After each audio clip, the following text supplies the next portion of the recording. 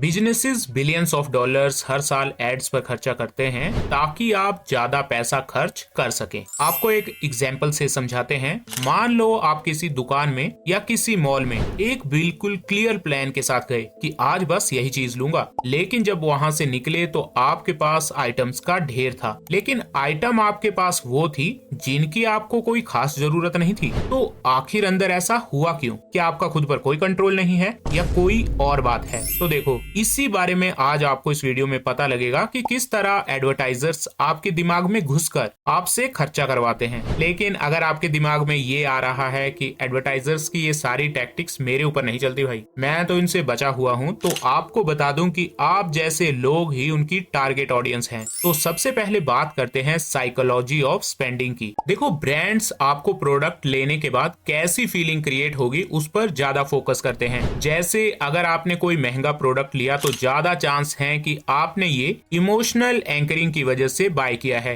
जैसे आपने किसी पॉपुलर पर्सन को स्पेसिफिक प्रोडक्ट या परफ्यूम यूज करते हुए देखा तो आपका ब्रेन कनेक्शन बिल्ड करेगा कि अगर मैं भी इसको ले लूं, इसका यूज करूं तो ऐसा ही फील करूंगा। लेकिन एक ट्विस्ट है यहाँ पर, इन सब में प्रोडक्ट कहीं नहीं है जिसने आपके अंदर ये फीलिंग क्रिएट करी, बल्कि वो स्टोरी है जिसे इस प्रोडक्ट के अराउंड क्रिएट किया गया है एडवर्टाइजमेंट के जरिए। अब एक और पावर है एडवर्टाइजर्स के पास, वो है स्कार्सिटी और फोमो की। फोमो का मतलब है फियर ऑफ मिसिंग आउट। आपने बहुत जगह देखा होगा जहां पर लिमिटेड टाइम ऑफर लगे होते हैं, जैसे 3 left in stock, 4 left in stock. ये सब आपके ब्रेन की डिसीजन मेकिंग प्रोसेस को हाईजैक करने के लिए किया जाता है ताकि आप इंपल्सिव डिसीजन ले लें। मान लो आपको कोई टेक प्रोडक्ट खरीदना नहीं है, लेकिन अचानक से आपके सामने कोई एडवर्टाइजमेंट आई किसी टेक प्रोडक्ट की कि इस टेक प्रोडक्ट पर 50% ऑफ है, वो भी सिर्फ एक दिन के लिए, और इसका इनिशियल प्राइस पहले $100 था। तो अगर $50 पर चीज मिल रही है तो आपका डिसीजन बिना सोचे समझे होने के चांस बहुत ज्यादा है।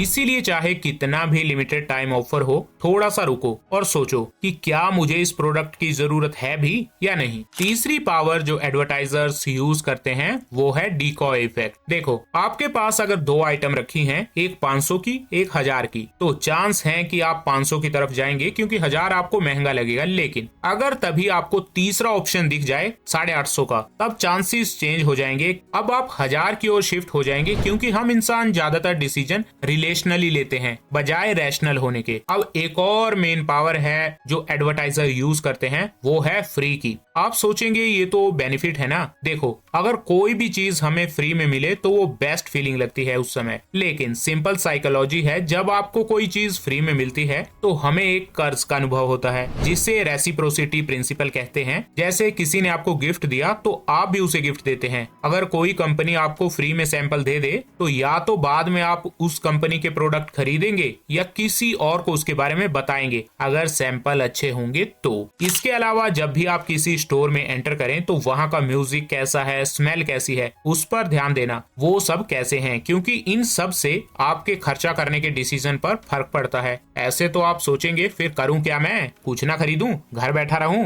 तो देखो, बस एक बात पर ध्यान रखना, जब भी कुछ खरीदने जाओ तो एक सिंपल सा क्वेश्चन अपने आप से पूछना कि क्या मुझे इसकी जरूरत एक्चुअल में है या नहीं। ऐसे ही लोग हाई इनकम स्किल सीखने लग जाते हैं, लेकिन ये 8 मिस्टेक करके सब पर पानी फेर देते हैं। तो इससे बचने के लिए इस वीडियो को देखो जो आपके सामने आ गई होगी। धन्यवाद।